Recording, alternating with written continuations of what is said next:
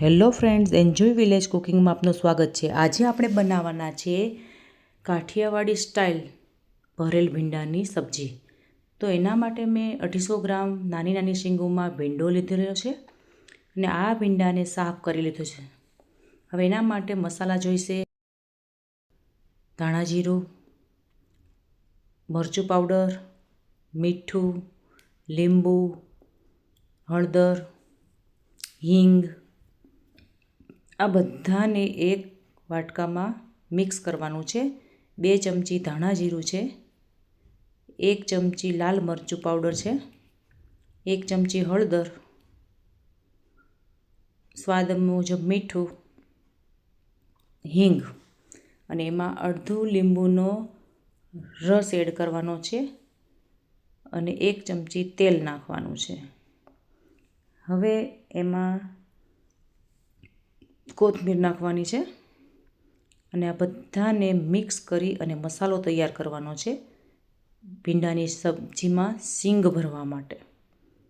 તો એના માટે મેં સીંગ લઈ અને એક કટ કરી દીધો છે વચ્ચેથી। બધી શીંગોને વારાફરતી કટ કરી લઈ અને એમાં આપણે મસાલો ભરવાનો છે।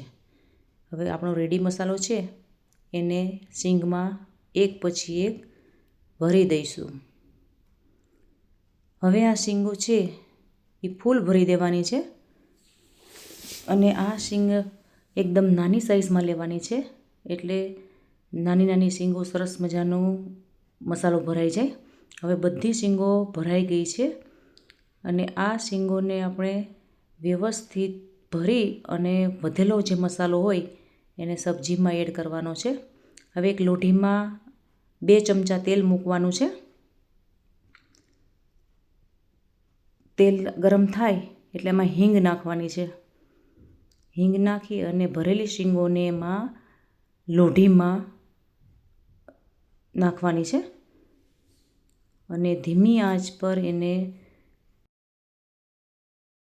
તળવાનો છે અને આમાં મસાલો ચડી જાય એટલે હલાવી અને ડીશ એક ઢાંકી દેવાની છે, એટલે વરાળથી ધીમે ધીમે સરસ મજાની શીંગો ચડી જાય।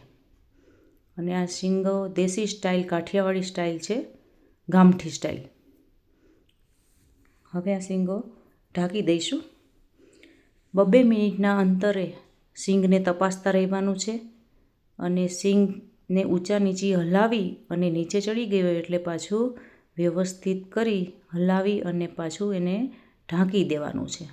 વારાફરતી 10 મિનિટ સુધી આમ કર્યા કરવાનું, એટલે તમારી સબ્જી એકદમ ભીંડાની રેડી થઈ જાય।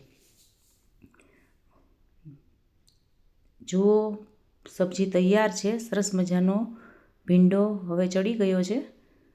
મસાલા કોઈ વધારાના એમાં એડ કરવાના નથી, માત્ર જે રેગ્યુલર મસાલા છે એ જ યુઝ કરવાના છે। રેડી છે આપની ગામઠી સ્ટાઇલ ભરેલો ભીંડો।